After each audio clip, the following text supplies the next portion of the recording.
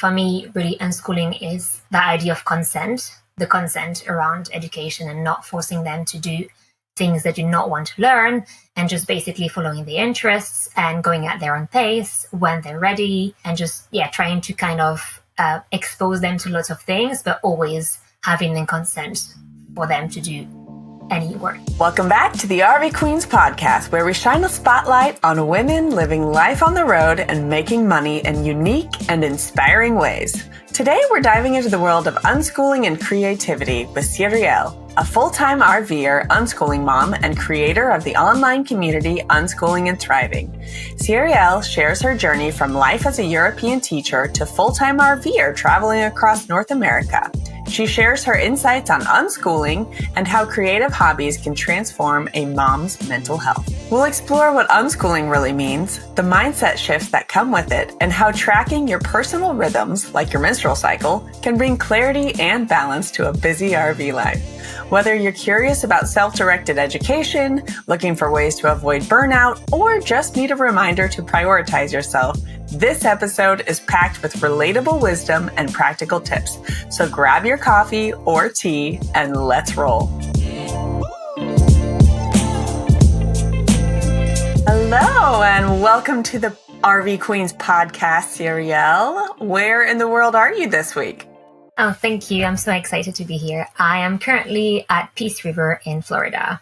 That's like close to me. And we actually, full disclosure, we just saw each other in real life the other night at the RV Queens happy hour. Yeah. And that was so fun. There's just such a different energy when you can see people in person versus face to face. I really enjoyed meeting the people that were in my groups. That was really fun. It was awesome. Okay, so I always like to start with where you were before RV life. So go ahead and tell us a bit about your background before you started living and traveling full-time in an RV. I have to go back because we've been back and forth. So I'll go back to the first time we started RVing, which was in 2020. But we moved to Canada in 2019. From the UK, but we're originally from France, but we moved to Canada from the UK. And we were, at the time, started watching YouTube videos of a French family traveling in their American RV through Canada, the US. And we just started watching them. And as a French person, but European in general, you kind of really see the US and Canada as like amazing places to visit and to see so many natural, huge landscapes. And so when we saw what they were seeing with their RV, we were like, that sounds kind of amazing. Maybe we should do that once we're in Canada. So when we got there, it was a bit tricky at first because we were newcomers. So having a loan and everything else was a bit tricky, but we managed to find one that was secondhand because our bank agreed to give us a loan and we were able to buy it. But then COVID hit, obviously in 2020. So we were like, what do we do? And luckily we were able to be stationary for a bit, and then they reopened kind of the travel within Canada. So we just decided, instead of crossing the US border, we decided to go west. We thought we're just going to explore. My husband kind of got let go. It was a mutual decision because of COVID. And he was like, I'm going to just say that I'm going to leave because they were having like weird kind of changes in the company because of COVID. So it was like, I'm just going to step out and because we were going to travel anyways, he was like, I'll step out. And because he wasn't sure they would accept remote work afterwards. So he found a company that was fully remote in Canada. And so we were able just to do that. And from then on, he's always been remote just because we want to have that freedom of traveling anywhere we go. So that's been, more or less why we did that at first. That's awesome. And so is your husband, remind me, does he work in technology or something? Yeah. So he's a senior web developer, like software engineer. So he works fully remote, and I'm actually in his office right now because I thought that would be quieter than the living room. Yeah. That's awesome. There's actually a lot of families I've met on the road with one or both, the couple works in technology because it's just the most remote friendly. So Yeah, I love that. for sure. Yeah. First of all, congratulations. You're the first European woman I've had on the podcast. Ooh. And I'm so glad to have you. I don't know very much about how it goes for you all being able to come into the US because I know you're in Florida right now. So how does this work? Are you Canadian? Like, do you have your Canadian citizenship too? And then you have a work visa down here? Or like, how does this work logistically for you? So we are Canadians now. We became Canadian last year. Now we're 2025. We became Canadian last year. And as a Canadian with a Canadian passport, you're allowed 6 months in the US just to travel. So snowbirds, generally people who are retired just come for 6 months and they just spend the winter here. My husband works remotely, so it's not a problem. We don't need a visa for that. He's just still working for his Canadian company. But as a French person or I think most European countries, we only have 3 months. So before this year, we were only able to travel 3 months at a time in the US. So the first time we traveled to the US, we spent a month and a half, and then went to Baja in Mexico. And then we were able to go back to the US and reset those 3 months. And so we were able to come back to Canada. And yeah. I love how many places you've traveled. So many things to pick your brain about. But let's talk about the brand you're building and your journey to making money on the road. So you recently started Unschooling and Thriving, which is a community for unschooling moms. Will you start by defining unschooling for us? I mean, people might have slightly different definitions, but for me, really, unschooling is the idea of consent. It starts with education. So with your children, the consent around education and not forcing them to do things that you not want to learn, and just basically following their interests and going at their own pace when they're ready, and just, trying to kind of expose them to lots of things, but always having the consent for them to do any work. And it can apply to anything in life. So when you're radical, they call that radical unschooling, but when you apply unschooling to every area of life. So just, not forcing your children to do anything really they don't want, but just always communicating and working with that consent always. Yeah, I've never heard it phrased quite that way around consent, but that makes a lot of sense. So if this unschooling topic is totally new to someone listening to the podcast today, where do you like to direct people to find more? Like, do you have a book recommendation or a thought leader, or how did you learn about this, and how can others kind of start diving into this topic? The really first time I heard about it, I was still a teacher. I used to be a teacher. So the first time I heard about it, I was still teaching. And it was, I think 10 years ago now, or maybe 9 years ago, but 2014, 2015. And I came across a movie documentary, called Being and Becoming. And it was that, I think, director actress who had a son, and she was traveling between the US and France, and she was trying to think how education would look like for her son. And she basically went around France, she went around the US, and kind of talked to people who were doing that with their children. And that concept, I'd never seen that concept before. And it was just so eye-opening and so interesting to see children just thrive and just being who they're meant to be, just being outside the school system. And as a teacher, I was like, whoa, that was kind of a big shock for me to just realize, actually, school might not be the best place for children.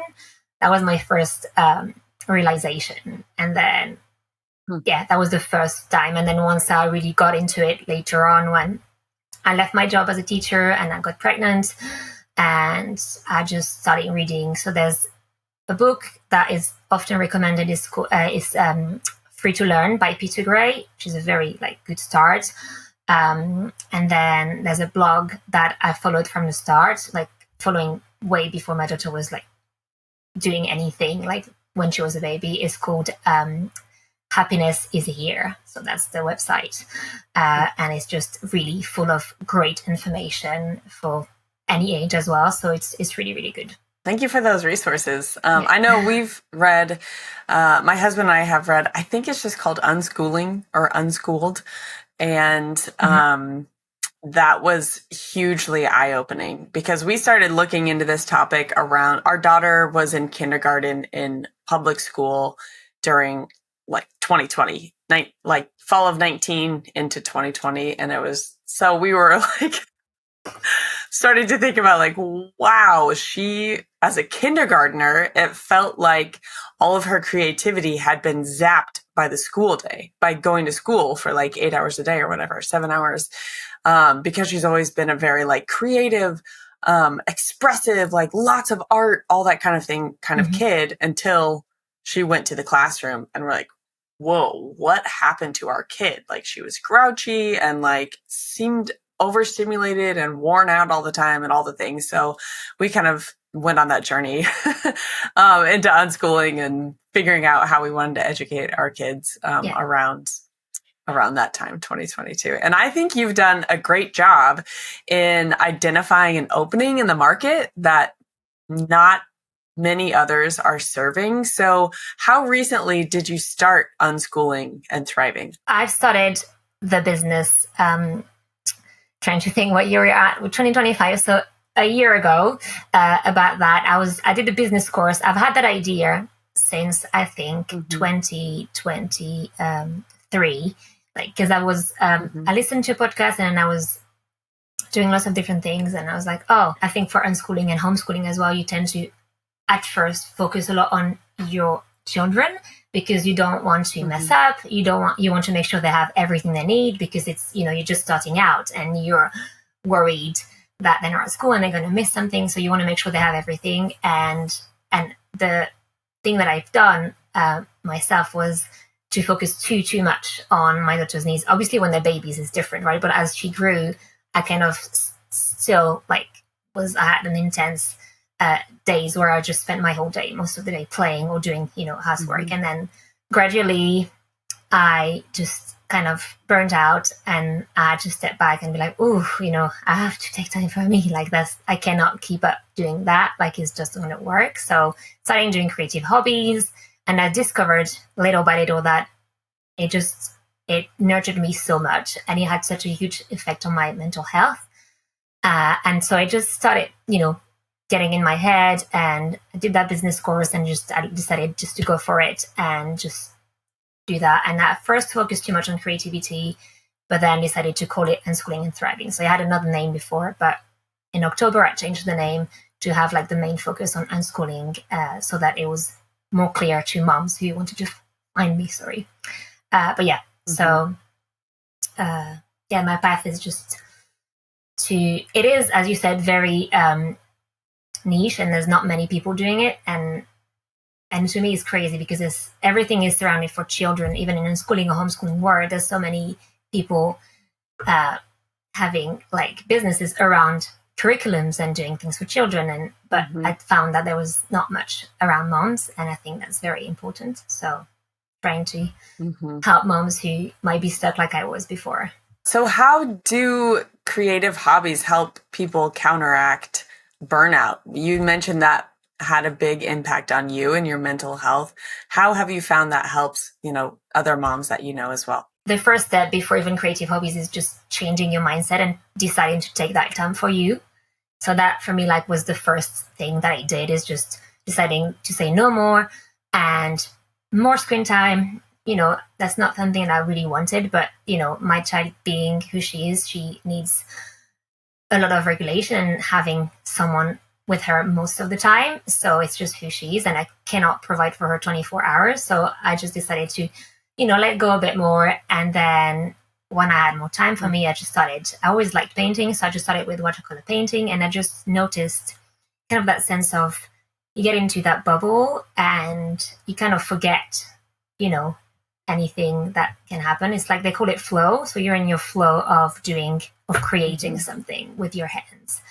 And it's just, it's like meditating basically. It's the same kind of effect. It's like you're somewhere else and then it just gives you that peace inside of yourself. And if you do that often enough, then it has the positive impact to be more present, less reactive, and all this kind of stuff. So that's what I've noticed the most impact is just, being my cup being more filled, and obviously me being more available for my daughter the best way I could. So do you ever have moms say to you that they don't know what hobby that they want to do or where to begin? I have some moms that I think what moms tell me most of the time is like, and I've realized that recently, is that I don't have time at all to do any of the things. So it's not even choosing what to do, it is taking that time for themselves to do something. But I know like some moms are worried about like how it can turn out, or like the fear of kind of failing or like not doing it the right way.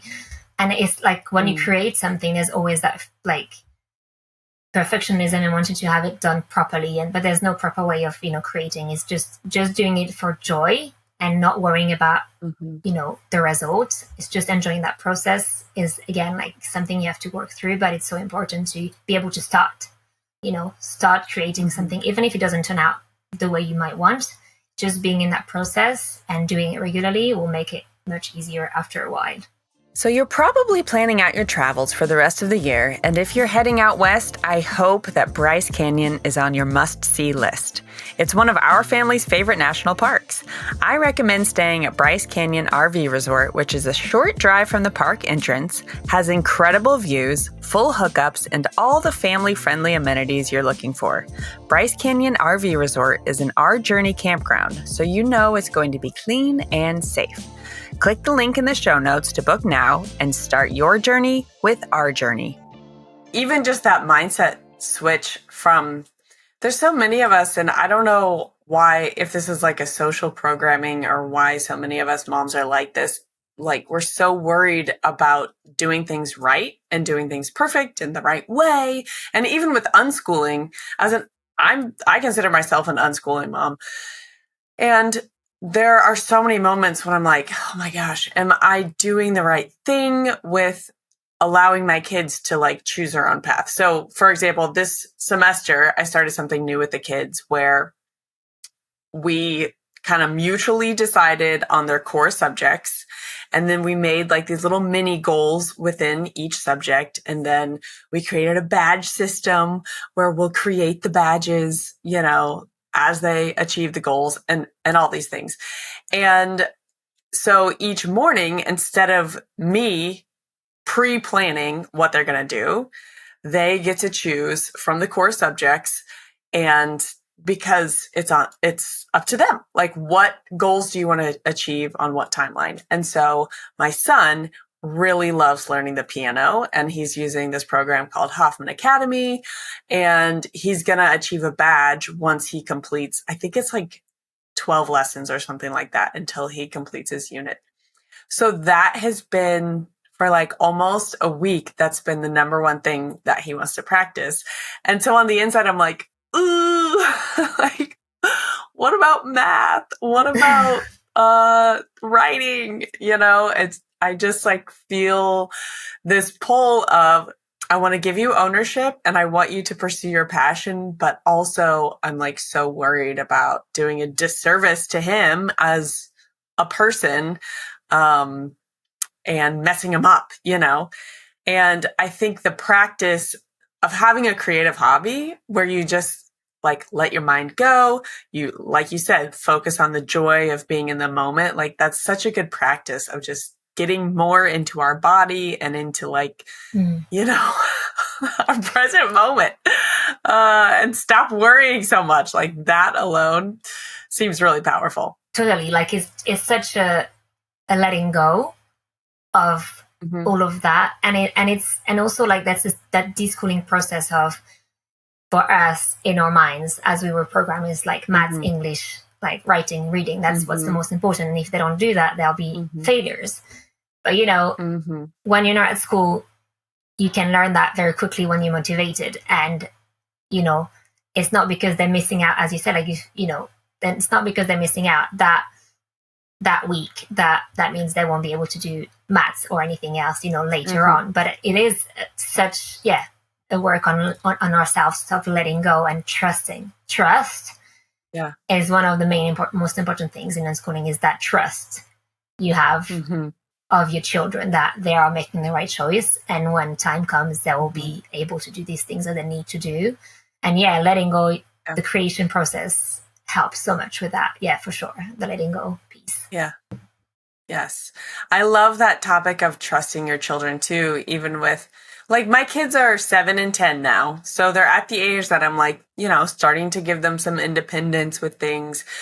And as a mom, I'm having to like let go, like you said, of a lot of like the constant care that I have had to give them their whole lives up until this point.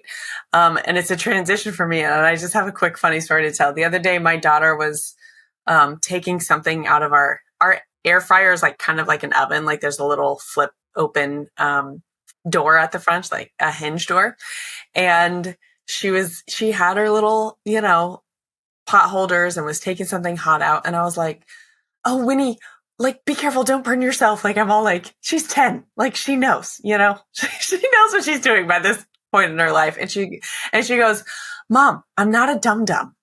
And it like her just saying that like funny, simple phrase to me was like a huge light bulb moment of like, yeah, like she's smart. I have to trust that she knows the thing is hot. You know, she's 10. She knows that by now. Like that's part of trusting her, is as she's becoming a fully developed human, I have to trust that she knows things and that she's not, in her words, a dum-dum. I love that. I love what kids come up with, and it just, you know, has that way of waking you up and like, yeah, of course, you know, I know that. And I know. It's like, I know. And it's a perfect example, yeah, because I remember when my daughter was little, and I was reading a lot about these things about, you know, the more you say be careful and all these things, it can take away their confidence as well. And so I always try not to, but it's so hard not to say these things because you have that fear, you know, the fear that they're going to hurt themselves and you want to protect them.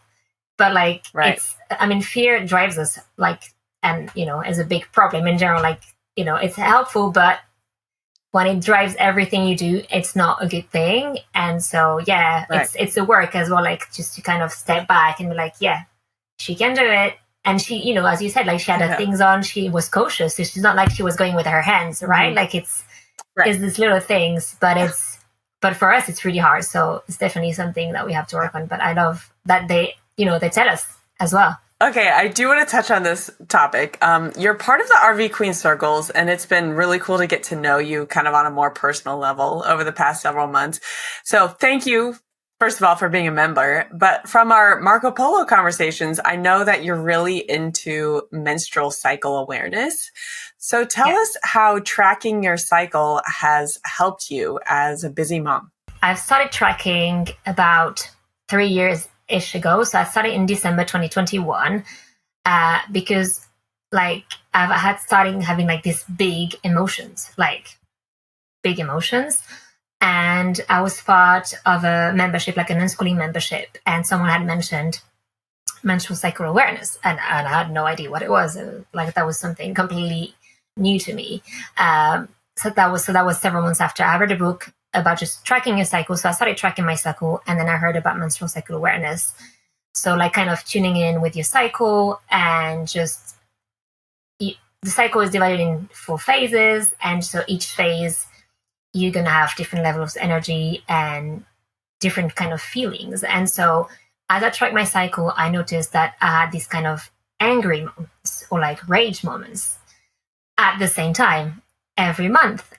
And so when I started reading more, I was like, this is what kind of the PMS. So like just before your period comes, and it's the luteal phase, like or like the autumn phase, and that it's the inner critic is very strong, and there are things that you can do to avoid getting to that anger and that kind of protecting yourself and being intentional on what you do.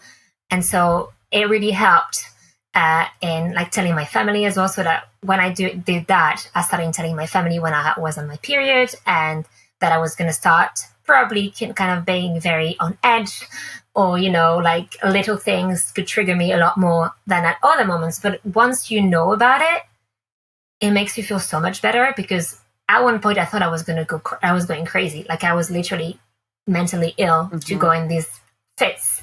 Yeah. And I didn't get why. And obviously it's not okay to have a full rage on someone, right? But just understanding where it comes from, that the hormones are playing a role in there, and that there are things you can do to help yourself, definitely had a huge impact on how I am. And it's been a lot better since being intentional. And I've also started taking like a plant supplement, not necessarily to extend my cycle more, but it's helped as well with like the really strong kind of anger moments that I've had.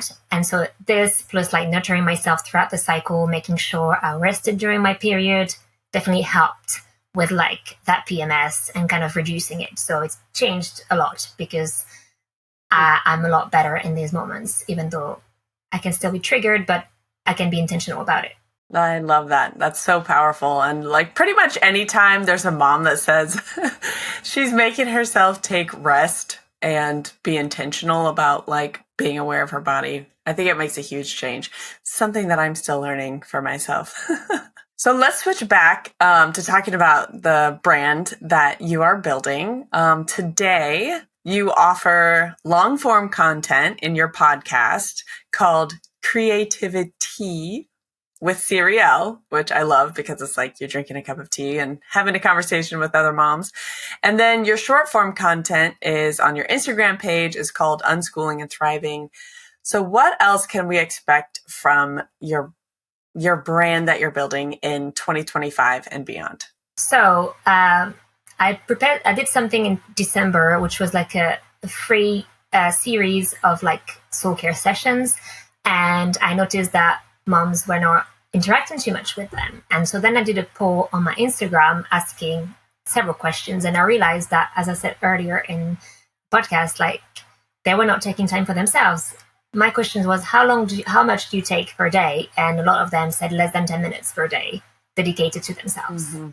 And it was a huge revelation for me. I was like, oh my God, like, less than 10 minutes, that is like nothing. Like you cannot survive on just less than 10 minutes a day. Like it's just, you're surviving, you're not thriving. So I've decided so right now it's in the works. I'm preparing mini course / training of bite-sized lessons on kind of reclaiming your time for yourself as an unschooling mom, and just to like the different steps on how to get to that point where you can take time for yourself and then dedicate it to your creative hobby. And then after that, I would like to kind of a bit like what you're doing with RV Queens, but like dedicate a space for unschooling moms and the creative hobbies. So like having monthly workshops of different types of hobbies, and having people coming in and offering different sessions. So like yoga nidra for like the rest element, because you talked about rest. That's something super important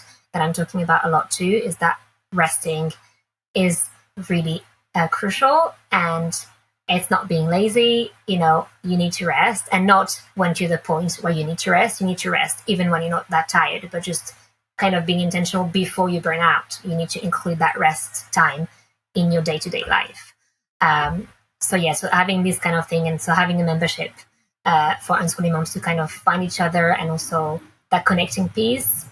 So like you're doing with RV Queens, moms living in an RV have that common thing of living in an RV. So I want to bring together moms who are unschooling, and so able to talk about their doubts, their challenges, or like their successes, because sharing that maybe your child has started reading at 9, with people who go to school, they might be like, so what, And so having people who understand the life you're living, understand, what you're going through, your journey, I feel like is so important for moms. That connecting piece is crucial as well for your well-being. That's why it's like the 3 parts in my thing is connection and the soul caring, taking care of yourself, and then unschooling with more flow. So like these 3 elements. So that's my 2 plans for now. Bigger plans, would love to do a retreat and possibly an unschooling camp somewhere in Canada, but that's like my future big projects in mind. So fun. Okay, so before I ask my last question, tell us about your current 12 Days of Soul Caring offer and where we can connect with you online. That offer, so it was 12 Days of Soul Caring, and it's basically it was 12 sessions, one every day, where you could nurture yourself in 30 minutes or less. So there was yoga nidra, there was hand sewing, there was clay, there was lots of different things, belly dancing. So I did a mix of creative hobbies, but also like movement and rest. There was herbal tea as well. So it was a whole package. It was in December, so it is finished, but you can still purchase the All Access Pass, which has some bonuses as well. So like an extra watercolor session from me, and then some like PDFs, and then like there's also a playlist on Insight Timer. I don't know if you know Insight Timer. It's an app that is really, really good. It's like I guess a wellness app, but there's like meditations that for free. It's free.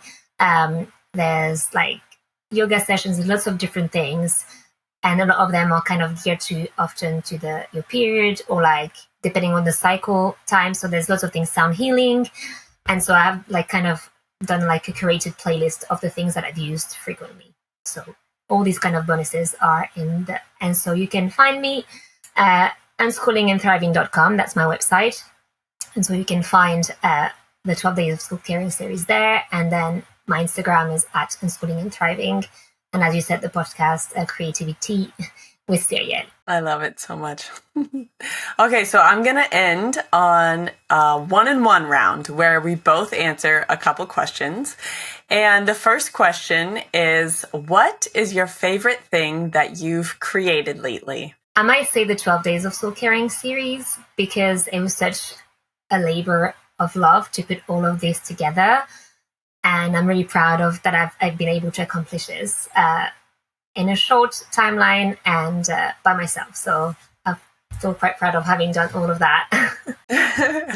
Whenever I launch something big in the world like that, I always say, I feel like I just had another baby, because it's like you don't know how much like kind of like turmoil, inner like work and I mean, just work that goes into something until you've done it. And then you put it out in the world and you're like, oh, sweet relief. Yeah. Okay, so for me, something I've created lately that I was really proud of was actually a food. And one of my creative hobbies I've realized is cooking and baking. And on Christmas Day, me and my mother-in-law took on kind of a huge new recipe project. It was for birria tacos, birria, if I say it in more Spanish pronunciation. And it's like an 8-hour process with like the roast has to stew and like simmer for like 4 hours. It was a very long labor of love, but at the end of it, it's like the most delicious tacos I've ever made. And I feel really proud of that. Wow. Yeah, I can imagine. Oh my gosh. It was also heartrending because with a new recipe, you never know if it's going to turn out. And the whole time I just kept going, please let this turn out. Please let this turn out. Please let this turn out. Yeah, you don't want to spend 8 hours and it doesn't turn out good, for sure. I know. 8 hours and $50 of ingredients later. I know. Okay, so my last question for you is, what is a weird fact about you that not many people know? I'm happy to start if you need a minute. Yeah, you can start. Or do you have one on your mind? I don't have one on my mind, so go for it.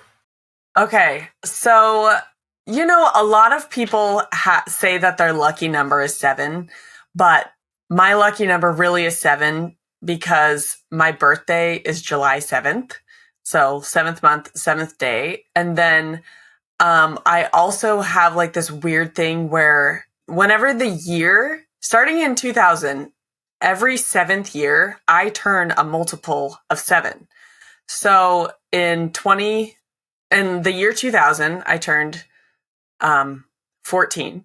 And then 2007.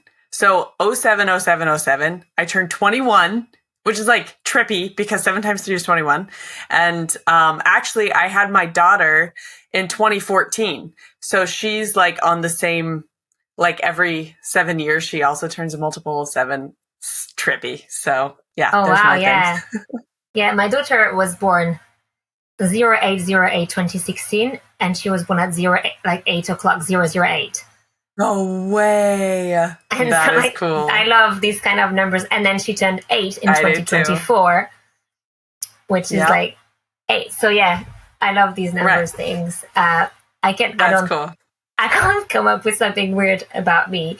That's something that people don't know about me. I mean, I'm vegan, but that's not very weird. I used to be kind of an emo girl back in the day, so maybe that could be a weird fact about me from like a long time ago. But I still listen to the bands. So were you at the level where like you had black eyeliner and wore all black and stuff like that? Yeah, and I have dark hair already, but I still dyed it like black, and I had kind of similar, but like a bit longer bangs, and black nail polish, and all of that.